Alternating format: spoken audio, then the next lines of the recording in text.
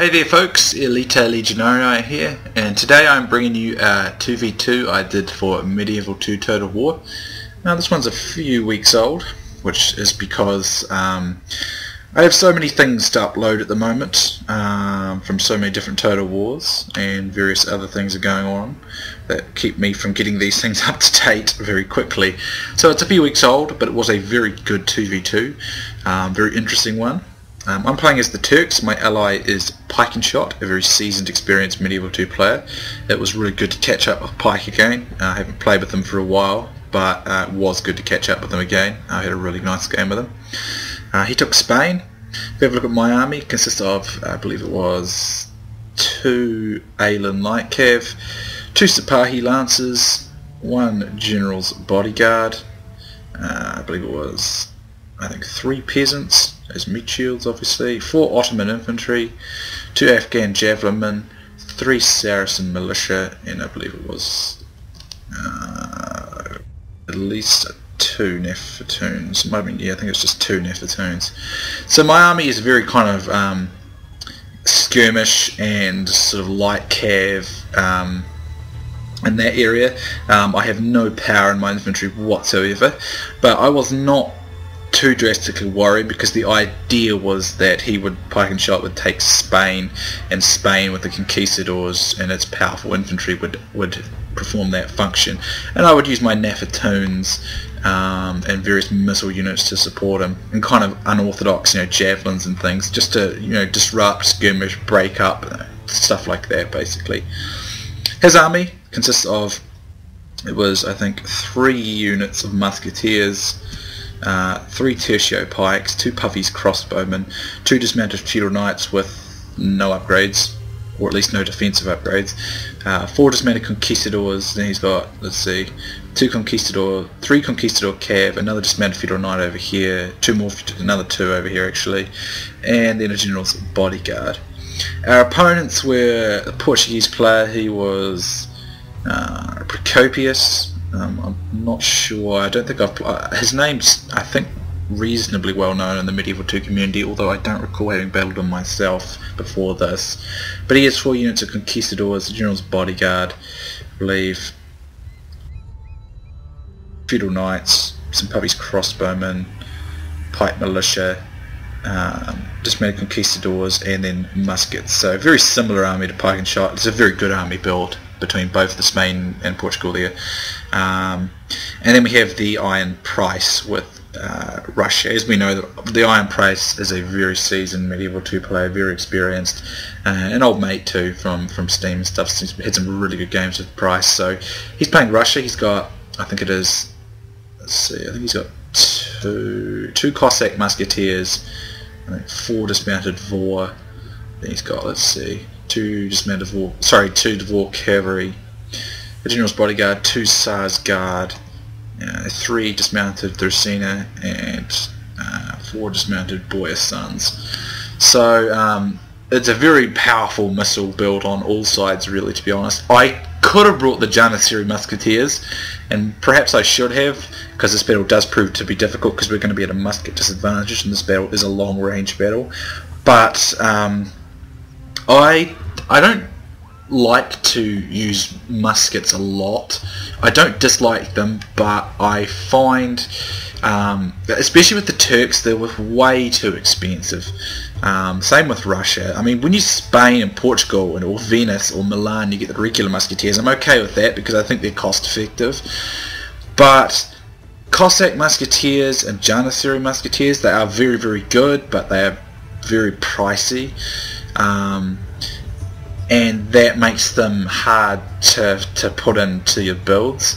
I find that particularly to be the case with the Turks though. The Janissary musketeers are so expensive, and I really struggle to get a good build going with them, with the musketeers, because I have to sacrifice a lot of things to make it work. If I want to get 3 Janissary musketeers, I forget exactly how much they cost, and then put some attack upgrades on them. It really takes a huge chunk of your cash out of your army, so it is very, very tricky to get the right build there. Now, I could have done it though. I could have scrubbed some of these Ottoman infantry. I could have reduced the upgrades on my cav, although I did not want to do that. Cav is always crucial in Medieval 2 and I just didn't want to do that. So that's why I didn't do that. But anyway, what we're doing here is we're looking to get into a position here, and there's going to be a lot of positioning in this fight because muskets, there's enough muskets here to kind of cancel each other out, but they do have an edge because I think they have, because I didn't bring muskets, they have a bit of an edge, which does make it a little more challenging. But as I said, I wanted to be able to put more to my cavalry and get some really good archers and just support. Because I brought muskets, I would have had even less to work with on infantry, and I was really skimming on infantry in this fight, so I did not want to sacrifice too much, and I think the muskets would have caused that to be the case. So as you can see in this fight, these guys are going to pull back up and take this high ground along this area here, which is a very sound strategic move, and to be honest, it was very annoying at the time because it does put us in a very difficult position because we can't go kind of pick at them with cavalry because they've got horse archers, and they can counter that. It would be too isolated from our lines. But if we try attacking them directly, we'll be going uphill, and their muskets will outperform our muskets. And we already had a musket disadvantage because, of course, I didn't bring any. So that was very smart on Pike and Shot and Procopius's part, not Pike and Shot, rather Iron Price and Procopius's part, but it was also extremely annoying, and it does make for this fight to be somewhat quite challenging. Me and Pike and Shot were really trying to work out at this point what we wanted to do to try and either bait them off the hill or find a good attacking angle to give some edge. So we were trying to think things up at the moment. We're thinking maybe some quick cav strikes, try and bait them out, but then we just thought, nah, because if we send our cav out there and we lose too many cavalry and don't do enough damage, then we'll be in serious trouble because we'll be at a cavalry disadvantage. And at a cavalry disadvantage against, you know, like Sarsgaard and Portugal and stuff like that, I mean, they have I wouldn't say they've got a cav advantage, but they might have on their surface more stronger cavalry. But you never can underestimate Alan Light Cav, because Alan Light Cav is extremely good. It's why I always bring when I face the Turks and Byzantines. And yeah, the Sipahi Lancers are not super duper cav, but I have got them like maxed out, so they're pretty tough. And I've got a few good support units. You know, I've got Nafatoons and I've got Saracen militia and things. They definitely have an infantry advantage. Although that being said, Russian infantry is nothing special. But then again, it doesn't need to be that special considering I've got very little in the way of infantry, and it can hold its own against Turkish stuff. So here we see placement of missile units starting to come up along here, try and get onto our flank, which is going to be very difficult to deal with because it's good positioning by these guys. They're doing a very smart set of moves. Now I thought about making a cav strike, making cav strikes here, but you've got to take into account, look how steep these hills are. It would take much longer to get up them, and they could just bring cav over, and I'll be getting shot at all the while that's happening, so it's just a waste of cavalry if I do stuff like that. So myself and Pike and Shot were basically grilling every option we could over here because they are in a very strong position. They have a terrain advantage, they have a missile advantage. It is going to be a very challenging to get them. We have to try to either draw them off the hill, hope that they'll be gentlemanly and won't take the hill, which obviously they're not going to be, hope that they either massively stuff it up, which neither of these two will. They're both seasoned players, in particular Iron Price. So we have to play it very carefully here. I might just go to double speed just because this battle is reasonably long because there was a lot of positioning, as I said, and it's a long kind of musket duel. So we had to be quite careful here. Now I think, if memory serves right, in a moment, where are they? They're here somewhere. Here we go. I think these Devore from the Iron Price are going to go out. I think, yeah, he's sending them out now. So he's going to start skirmishing up. I think what they're trying to do is distract us so they give themselves more time to position here and don't allow us to find a way to break them open off this hill, or break them up. So what we decided to do, I just said to to Pike and Shot, and he's basically saying the same thing. We're just like, well, we'll have to play some head games with them and just try and run them out of patience, because it would have just been extremely difficult and highly risky to try and assault them up there. It just would have been very hard. Even over here, they'd still have a terrain advantage, although not as drastic. So what we wanted to try and do is try and run their patience out a little bit. Now, I thought about making some moves with my cavalry out here, see if I could draw some guys out, make some strikes against these muskets perhaps, but I mean, the cavalry's close enough to intercept me here. So it makes it very, very tricky for us. So as I said, it was just extremely hard to find a way to get around this. So as you can see, we're both sort of in a bit of a stalemate here because of the builds, and this is not uncommon with gun battles. When there are lots of muskets in battles, and especially in field battles, it means there's a lot of sort of challenging circumstances you have to kind of work against, and it means positioning is very crucial. And like this is not the grassy flatlands, so there's a lot of hills and good places for guns on this map, and so you have to be very careful what you're placing, because if you misplace yourself or attack in a wrong area, the guns will destroy your morale and you will be routed very quickly. So we have to be careful here. So I bring my peasants up here, and I'm hoping if I can just, I'm trying to be real economical about this at the moment. Cossack, musketeers, any type of musket unit has loads of ammunition, but I was hoping if I can just expend a bit of ammunition on these meat shields, that we'd be able to, through attrition, these muskets of Pike and Shot would win just over time, because they'd have a little bit more ammo, just because he's expended some on these peasants. So I was going for just about anything, because we are at a bit of a musket disadvantage. I think Portugal's got about 3. I think Pike's got 3. He's got some missile units as well. So we've sort of set up a defensive position here. As you can see, our formation is very spread out.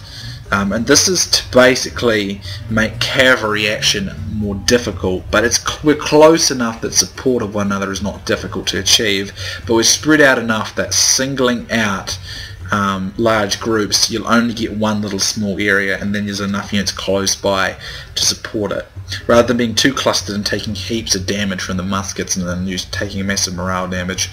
So here we see the Iron Price is slipping 2 of his Devore horse archers around the flank here, which is a good move because it divides our attention, and that's potentially good to him because he might be able to use his muskets or his cav to make some strikes here if we've got our attention divided, which is easy to do, but it also means it can go 2 ways because he could be distracted with trying to micro out here and not watching here. So it's a bit of a micro trick.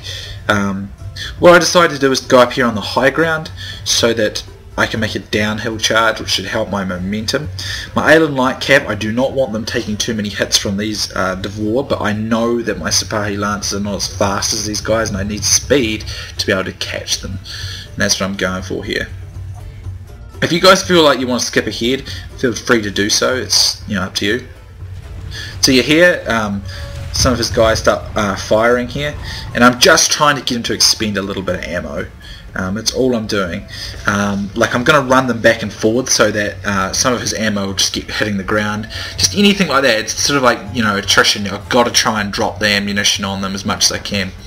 Up here, I'm going to charge downhill on these guys, and I catch some tail enders here, but overall they are going to escape. And it's a bit of a nuisance because what he's going to try and do is he's going to try and like a bait here with this one, and then he's going to use this one to try and hit them up. So what I was trying to do here was make sure I was chasing like 1 and 1, because if I send both against this unit's going to get free shots on something, and I don't want that. So in a moment you'll see me change my direction with one of these Alan Lights and get after this unit here, because I really don't want to be losing these guys. But if I can catch these guys, it'll be good. Now, there is the thing here is he can skirmish quite a bit, and his guys are more winded than my guys, and Aiden Light Cav are faster, I think, and should be able to catch them. But even if I didn't, I'd catch them up against the border, which is good. So, unfortunately, these guys were not moving properly here. As you can see, they're kind of all sprawled out, which was annoying because it meant he had numerical superiority on the spot, which was annoying because pound for pound my Aiden Light Cav would defeat them because they're hugely well upgraded. Over here, both myself and Pike end up chasing this Devore right way the heck out over here. The idea of eventually trying to catch it up against the border. While this is happening, I believe, yeah, I missed that. Price has been making strikes out here, and he got one of my peasants. But as a result, this unit lost about 8 cavalry, and I mean 1 peasant for a loss of 8 of the cavalry out of Azar's guard. I think is a worthy trade-off. Actually, maybe they didn't lose any. I don't know. I think he did lose some. Let's see, 1, 2, 3, 4, 5, 6. Yeah, he lost 7 or he has lost about 8 cavalrymen, which is good really because he only got like 1 peasant. I don't think he got anything else. He might have got some archers, maybe 1 or 2. So out here, I'm fighting these guys down, but as you can see, I mean, they're putting up a good fight. Devore are no slouches, and I lost quite a bit of Aiden Light Cav trying to take us out, but I should have at least half of it left. Over here, as you can see, we're still chasing, but unfortunately, he's probably got skirmish mode on, and he runs out of space. And skirmish mode will always run to the border and get itself trapped. It's a very frustrating thing, so it's why you always have to micro them individually, but he's probably very distracted with what's going on over here. But this unit's going to get caught and destroyed, so we do effectively nullify both units of cavalry pretty quickly, with, you know, not very many losses. It looks like he got some of these feudal knights and maybe some muskets, but we're shooting at these musketeers, and we've done a pretty good amount of damage. These guys have lost probably in the vicinity of 20 odd men. Let's see, between the two of them, just over 20 men altogether, I'd say. And I've been using my Ottoman archers to help do so, and the muskets were up firing. But we're using our missile units, we're using our sort of archer and crossbow units to do this at the moment because we wanted to try and conserve the muskets for a bit later because we knew we were at a musket disadvantage and we needed to try and win that. Now I've gone with Ottoman infantry. Now I say this every time I use the Turks, but they're just better than Janissary archers and field battles because they're so much more resilient. They have 4 more melee, or not melee defense, they have 4 more just general defense.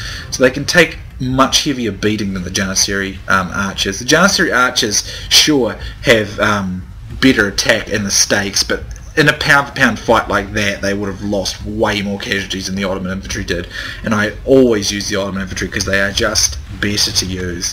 They're more reliable in that way. But I'm still getting kills on these muskets. It is taking a little while because, like, for some reason muskets don't have like any armor, but they take heaps to kill with archers. Like even the strong armor piercing archers, they still take heaps to kill, and I never understand why. I've thought about it because I mean these guys just wearing like a, you know, like basically like, I don't know, whatever Cossacks wear, whatever they call that. It's just like a coat. And even these guys, where are they? Look, I mean, they're not really wearing armor. The Portuguese ones, you know, not really wearing armor, and yet they're really resilient to archer fire. Something I always take note of in Medieval 2. Like, I think what I would have liked is muskets do tons of damage as well as lots of morale damage, but they're very weak to missile fire because they're not well armoured. I reckon that should have been the case, but it turns out that they kill quite a lot, don't take many kills very quickly, and also do morale damage. So it's interesting the way it was. But as you can see, there's just a lot of skirmishing going on at the moment. The battle is just over halfway. And now, if you're wondering, it's just gone over halfway. Anyway, yeah, basically it's what we're doing there. I brought my Aiden Light Cav back, and I think, what's up here? Something's up here. It says there's something ally up here. What the heck? Oh, it might have been a router. That would be what it was. Yeah, router. something that routed. But anyway, yeah, we got those 2 Devore units, which was really good, because that means that Russia has got much less cavalry to work with now. And you know, once we get these Cossack musketeers beaten up enough, and doing a good enough job against the Tsar's Guard, Russia is more or less, it's not useless, but it's much more limited, because Russian infantry is pretty crap. Although Devore can be very dangerous as an archery unit, so you'll be very careful with that as well. Here you can see pike and shots doing the old classic screen your muskets with pike trick. It is a very good move.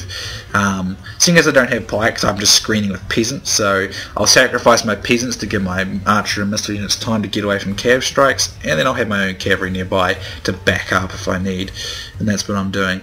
So there is a missile duel that's continuing, and it's still pretty even. They've killed 11% of us, we've got 9% of them. So they've got the edge in the missile duel, but it's only marginal. So here we can see troops are moving up, and I think Procopius is beginning to bring down his muskets, and that's actually where I think they made a mistake. Pike and Shot, not Pike and Shot, why do I keep getting them muddled? Iron Price was fighting me and Pike and Shot with his in the missile fight on his own. I think if they'd brought down the muskets of Procopius and Price's men and then used the Devore as well, they would have had a massive concentration of musket fire supported by archer fire, and I think they would have won it pound for pound. So I think that was a mistake on their part, personally. But needless to say, it's still very, very close, and it's definitely, you know, working out to be a very, very close missile duel. And every little trick counts here. You've got to try and get every little piece of the duel advantage in the duel. So you know, you use your cavalry very carefully, because your cavalry is very critical to the success of this whole thing, because you need to use your cavalry to kind of cause disruption, open angles for fire, but at the same time you mustn't lose your cavalry, because cavalry is so very important. So here we see that the Iron Price brings his guys up here. He goes into tight formation. This is probably to give them better protection against cavalry, but I am going to, I think in a moment, bring up my archers to start firing at their Devore. But I think what he's trying to do is he's trying to concentrate mass fire on these guys, and then probably on the pikes as well, because that'll limit how much they can protect from cavalry, which will stop him pushing up here as pike has been doing. Let's see. I'm just going to go to speed it up a little bit again. Again, if you guys want to skip here a little bit, you know, it's up to you. But it does enable you to see you know, a little bit more action if you want the action, because these long, some people love watching the long skirmishy duels, I don't mind, but sometimes you want the fast action. Anyway, as you can see, Price is pushing up again, but I really think Procopius probably should have pushed more, although he has got range here, but again, he is hitting my peasants. And sure, a few shots will probably slip through, as they tend to, but this is good. Like, every little shot that he puts into these guys, even though muskets got crap tons of ammunition, it will kill off some of these guys, sure, but it will waste some of his ammunition, and these guys will have a little bit more, and it's just a little bit of like an attrition duel of who has the most ammunition for the long-term battle. You know, it's all those little tricks like that. Can definitely change things for the better. So I've got some peasants here to work as a screening force, because Price is pushing pretty aggressively, but his terrain is actually, no, it's still pretty decent. So there's plenty of skirmishing going on there, and he does push away my peasants here. There's some feudal knights up here. I guess he's doing that because he's running out of pikes, but I don't really know why he's doing it that way, because these guys are shooting over the heads, but he's probably still clipping some of his own guys potentially, and these guys would be getting hit anyway, so I think that's probably a bit risky to waste his guys that way. Now in a minute, where am I ailing like cav, or have I already started to do it? In a moment, I said to Pike, let's see if we can slip some cav up the back here. Way up the back here. That's something me and Pike will undertake soon, so that we can cause some disruption and some chaos in their lines.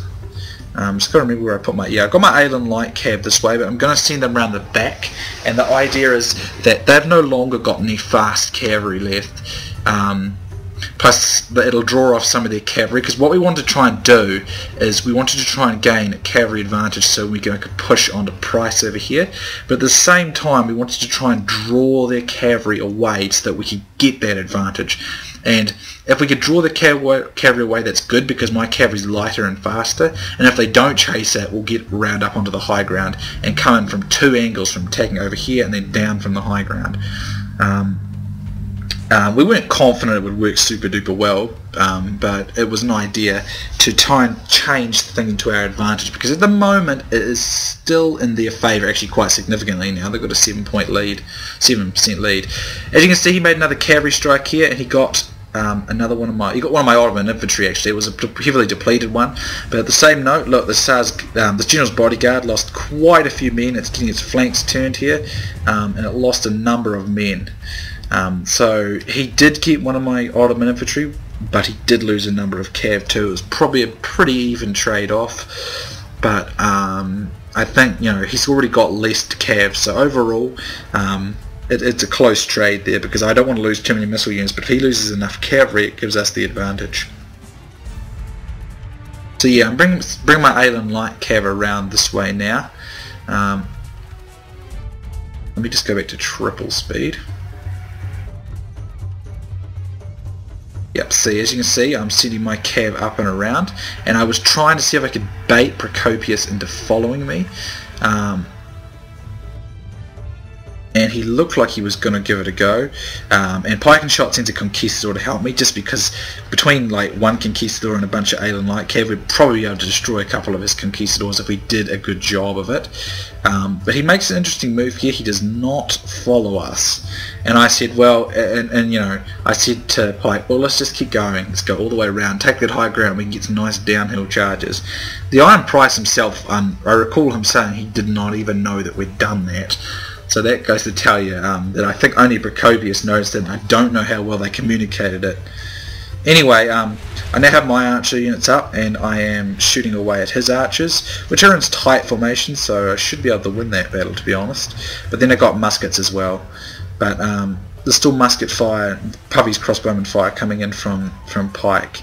But as you can see in the back there, we have gotten around their upper ground, or the high ground, behind them. Because we want to attack. So here we see the Iron Price making another crack of it with his guys here, but I've got my Sipahi Lancers ready to intercept this, and he pulls back, but every time he pulls back like this, he turns his back to all my Ottoman infantry and all the Puppy's crossbowmen stuff, and we're able to get a few shots into the flank, although I don't know if we managed to. I think he might have just pulled out in time before the shots got into his flank here. Yes, I think he might have. Yeah, that was fortunate. He lost one cav there though. But at this stage, I don't even think they realised it. Well, I think Procopius knows we're behind him because he's sending cav up, but I don't think Iron Price is aware of it, because I recall him saying, I didn't even realise you guys had cav behind us. But we've gotten up behind them on the high ground, which is a crucial tactical advantage here. Here we see that Procopius made some cav charges here, but I got my spearmen into them and my general's bodyguard. I think he got some guys, but he lost quite a bit of guys doing it.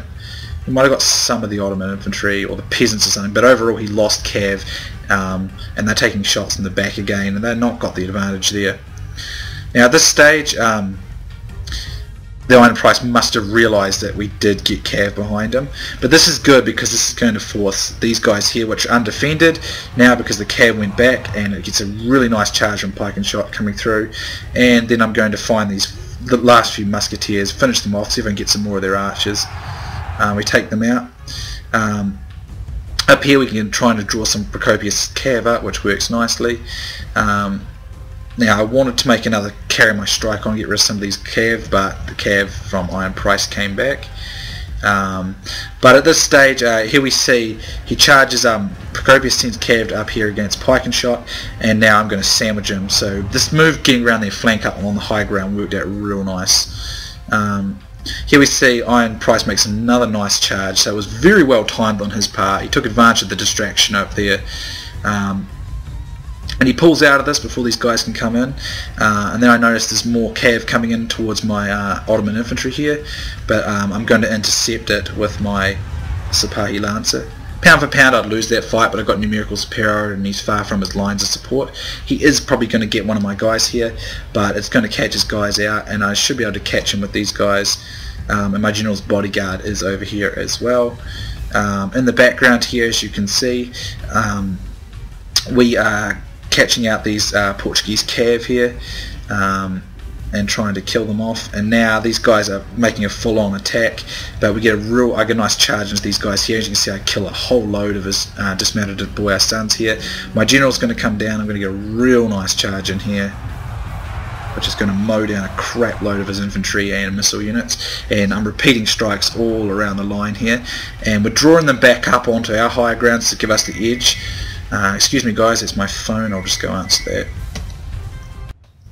Okay there guys, sorry about that interruption. As you can see, as I said, we were pushing back up the hill and trying to draw them up, and then just use lots of counter strikes. Basically, now if you look in the back here,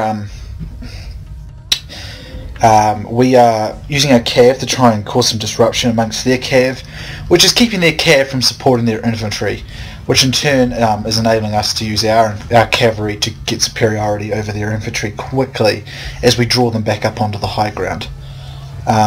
Again, to compensate for our less number of infantry, that's why we're doing so.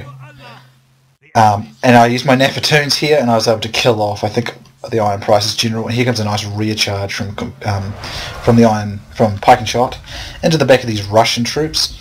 But we're forming up steady here, and I'm using fire arrows now to use on critical areas to reduce morale to get that effect. So over here I pulled my cavalry and some of my spearmen in, but the desired impact has happened, and there's a pretty substantial rout on those Russian troops. I've still got my Ayla Night Cav roaming around, so I'm going to use them to pick away at these muskets and missile units in the back so they can't be used to help. But as you can see, so is Pike and Shot doing exactly the same thing with his cav. He's doing an excellent job of singling out targets. So we're drawing them up onto the high ground where we can fight them at our terms, and now I've got my Nafatoons in a position to start bombing them. Although I think my Nafatoons decided to do the retarded thing where they don't fire. Now I made a cav strike there. Where did I make that cav strike? Where's my general's unit? And I think I might have, yeah, I think I might have accidentally gone through my allies' pikes then. Great move, Elite. Anyway, it doesn't really matter at this stage. We've got the advantage. Although losing a general is always a dangerous move. But at this stage, I'm going to try and pin down his cavalry units with my spearmen here, stop them from being able to exit, and I'm using my cavalry to run down units in the back. As you can see, the Aylan Light Cav here are keeping the crossbowmen from being able to support the fight, which is good. And there are Nafatoons bombing places around the battlefield. I don't remember where they were now. Where are my Nafatoons? But pikes to most of the infantry battle here because, as I said, I did not really bring infantry. I've got my javelin men throwing javelins in. I've got fire arrows pouring in, reducing their morale. And then Procopius actually just admits defeat then, knowing that defeat was pretty much at hand. But he just starts to... But I think they could have stayed a little bit longer and fought to the end, but there you go. So yeah, I think this battle was a really good example of using terrain to get the initial edge, because they definitely got a better terrain position, but we were able to use our cavalry and use our various tools and be really precise about what we were doing, and it enabled us to draw them into attacking us in a favourable position to both myself and Pike. It was a very, very good battle because, you know, it's really cool when you can, or really great when you're able to use your various strengths of your army and the terrain around you to try and draw the enemy into attacking you in a way that favours you and doesn't help them. And that's essentially what happened, is because what we did with Iron Price there is able to get behind their lines onto that high ground, and he only had 2 cavalry units then. So he kind of had to sacrifice areas to which he was going to defend, and as soon as he did that, Pike was straight in there with his cavalry taking advantage, and I followed up as well, supporting Pike on the matter. So, you know, we were able to use, you know, the terrain to our advantage, even though we started at a bit of a disadvantage there. Our teamwork was just very, very good in this battle, and as I said, I thoroughly enjoyed playing with Pike again because it's been a long time. But as you can see, it's clear, but seriously, I thought it was extremely close. The kill counts are all very close, 613 there for Pike, 582 for me, 600 for Price, 467 for Procopius. It was very close. So I think, a close victory is probably would be a better term than clear. Although we've still got we've still got over half our armies each, which is pretty substantial. I think it would have been close if they didn't admit defeat so soon, though. As you can see here, my Aeolan Light Cav, not huge kill counts, but very crucial role in this battle. Very useful indeed. A very good unit. You should always use them as the Turks. Bodyguard with 89 got some real nice charges. The Pahi got some real nice charges as well. They were only used there at the later stages of the fight, but as you can see, they clocked up between them 180 odd kills between the two of them, so they worked out real nice. The Ottoman infantry, they held their own against muskets and the Devor. They're a very good piece of archer. Very, very nice defense stats and pretty decent attack stats and missile stats. They can work as infantry, secondary infantry as well, so very, very good unit indeed. The Nefatoons, they didn't actually get to do that much in this fight. We'd done critical damage to them pretty much before they arrived, but they're always there to be a threat, and they can always worry your enemy. The Javelins, as you can see, look, 36 kills for this Javelin, 13 for these. These guys are not to be underestimated. You just got to use them a bit carefully. And even this peasant here got 41 kills. It's wait, no, that's not the kill. Sorry, that's casualties healed. Sorry, don't ignore that. The peasants all got wasted, but they did their job. They protected my missile units from the cav charges, enabling me to get rare shots on the retreating cavalry. So I thought that was a really good battle, some really great teamwork there, and some very challenging scenarios for us to overcome in that battle, and it was just a really good battle which I thoroughly enjoyed. So hopefully you guys enjoyed it also. Thank you very much for watching. Please leave comments, guys. I love to hear the feedback. Feedback is so helpful. Tell me what you think. Did we do something good in your eyes? Did we do something bad? Did the enemy do bad? Did they do good? Whatever you're thinking, leave some comments. Constructive criticism is always a good thing on these YouTube channels. So, thanks for watching again, guys.